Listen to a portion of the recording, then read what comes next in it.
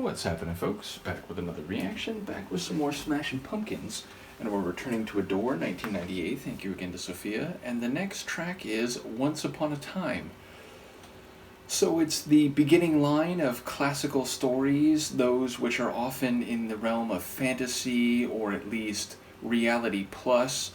Of course, it is a phrase that's used in more real life stories, though again, often in fictional entertainment, be it a book, a movie, or so on, to refer to a time and place that perhaps is now very different from the current reality.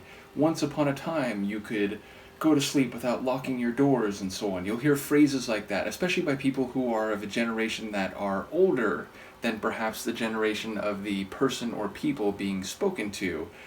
So yes, it's a phrase that speaks to a reality distinct from the one currently being experienced. Now, that could be more positive or negative. Again, it could be in reference to the way things were in a nostalgic sense, though again, nostalgia glasses, meaning having a rose-tinted view of the past, could be part of that, and it might not actually be as different, or it might be more mixed than the person saying it would suggest. But of course, Once Upon a Time could be in reference to a bygone era, and it is at least somewhat a positive that things have changed since then. Once upon a time, you weren't even allowed to do this, such and such. So it feels like it could go more positive or more negative, and obviously it could be more fantastical or more based in actual reality, but it speaks to a story about a time and a place that is no longer. So I'll see what I can catch on a first listen. This is Smashing Pumpkins. The track is Once Upon a Time, and it's from their 1998 album Adore.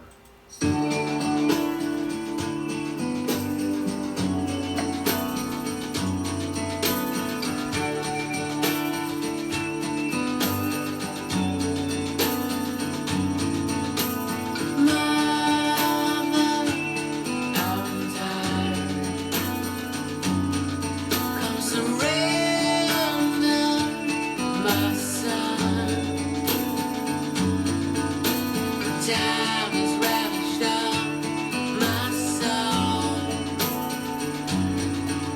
No plans to leave, but still I go falling without leave, falling out of sleep to the last goodbye.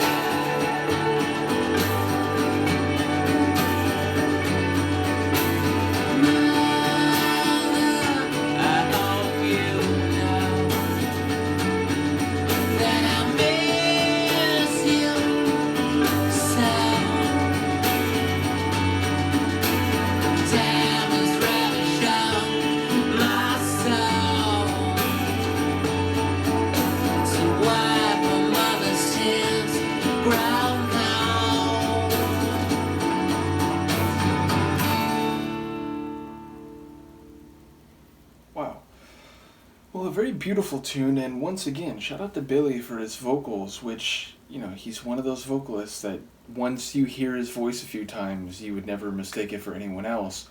But he really does have more range than I ever realized when I knew a small sliver of the Smashing Pumpkins catalog back in the 90s.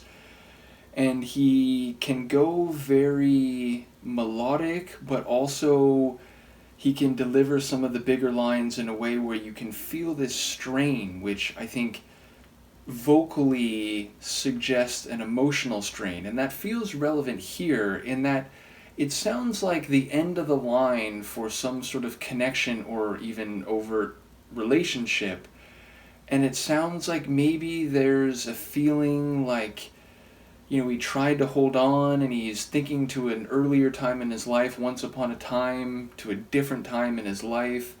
But it sounds like I don't know if he feels like the other person is crawling over him and thus he was a stepping stone, or he's sort of stagnant while they've moved on. But it feels like there's a disconnect, a separation, and a sense of now versus then, which again, Once Upon a Time, I suppose, has that distinction embedded within it. But yeah, it feels like there's a mixture of emotions, both persistence but also resignation, rich emotion but also some melancholy. So yeah, again, if I'm reading the tidbits that I caught, and admittedly some of the lines were, I don't know, like not buried by the surrounding sonics, but embedded within them such that I wasn't sure of parts of lines. And then when he went really big vocally at the end, it was sort of echoed and cavernous, like his voice was filling the space. Excuse me.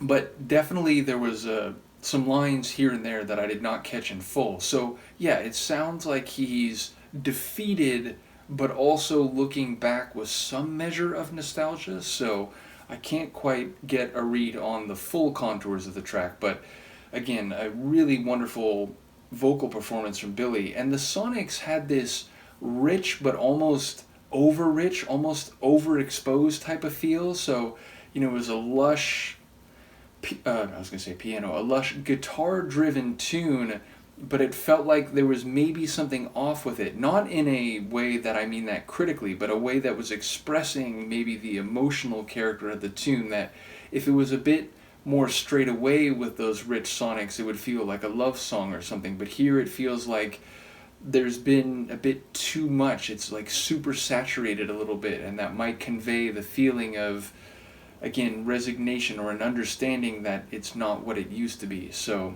yeah, ultimately I'll have to listen to it some more. I look forward to people's comments, but another really cool tune in a catalog that was far more expansive and diverse than even I knew, despite getting into the Pumpkins a little bit in the 90s. So again, I know I keep making that point, but the more and more I hear from them, the more and more I wish I had taken a deeper dive back in the day. So it's nice to do it now.